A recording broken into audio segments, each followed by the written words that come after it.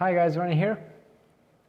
Even though I prefer outdoor riding to anything else, and I used to avoid indoor training any way I could, even if it meant going out in extreme conditions, now thanks to Zwift and its integrated workouts, I find it much more enjoyable, and objectively speaking, it's probably the most effective type of training as well.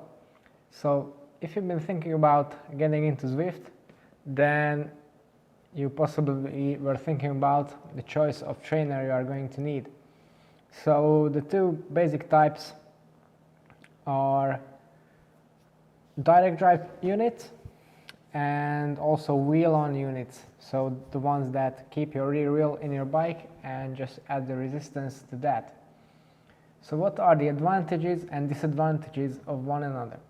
So up until now I have always used direct drive trainer, and now for a short period of time I have to use a wheel-on trainer because my new indoor trainer, which is direct drive again, hasn't arrived yet, so I have one borrowed.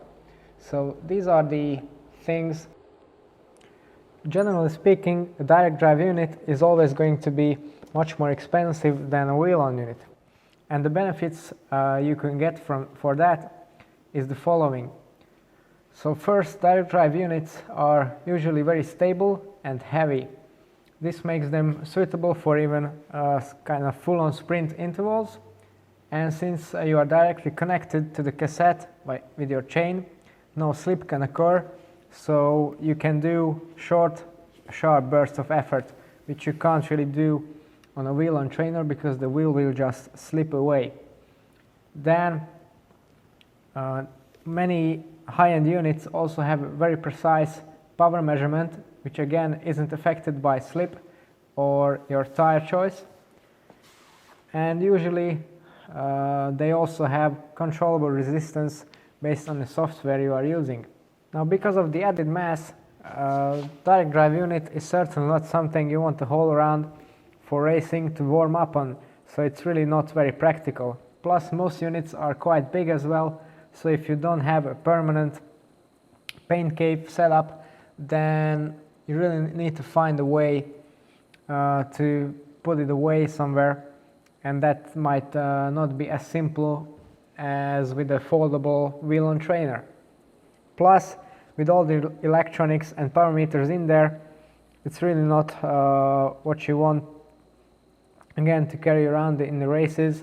For cyclocross, for example, to put it in the mud, because that can really negatively affect the lifespan of your product. Now, a wheel-on trainer, on the other hand, is usually much cheaper, much more portable and lighter, so you can just put it away or take it to a race very easily, and it usually also has enough resistance to warm up on.